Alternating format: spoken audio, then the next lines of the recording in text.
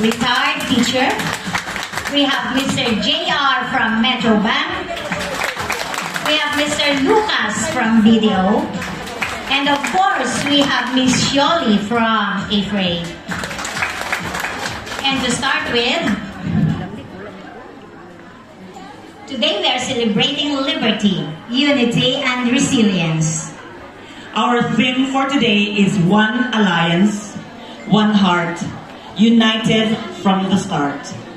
Ladies and gentlemen, honored guests, and distinguished friends, leaders, and members, good morning and welcome to Global Alliance Freedom Ball, a day dedicated to the timeless ideals of liberty, unity, and the indomitable spirit of resilience that we hold dear. Today, we gather not merely to celebrate, but to honor the principles that bind us as a community, as a nation, and as an individual striving for a brighter future. As your host for this magnificent celebration, we extend our heartfelt gratitude to each and every one of you for gracing this occasion through your presence. It is through times like this that we remind ourselves of the beauty of coming together, setting aside divisions, and cherishing the freedoms that define us. Without further ado, let us all stand up for the prayer. Goes far beyond what we say. We're grateful for the strength we find in one another, for the courage that grows when we walk together, for the way compassion weaves through our lives like golden thread.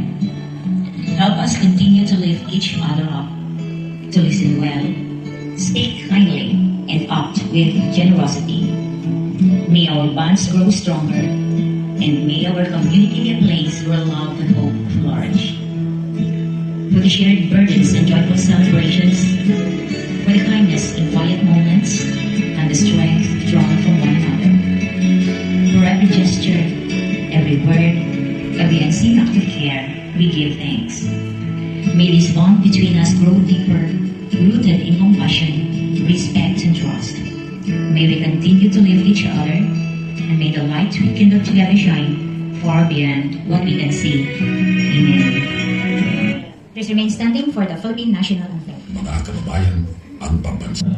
Hayang magiliw sa silanganan, hayang ng puso sa litik mo'y buhay.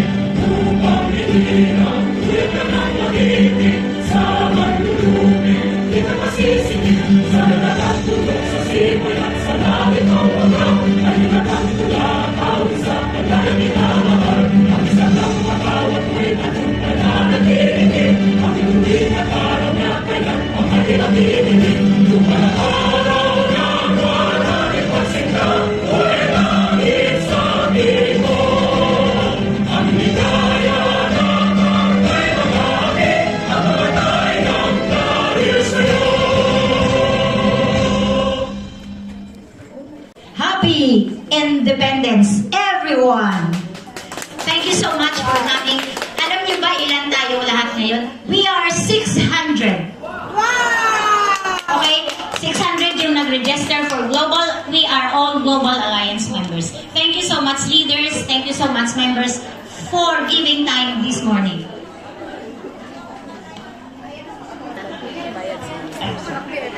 Now we call on Ms. Virgin Gwen, the Global Alliance VP Admin, for the welcome address.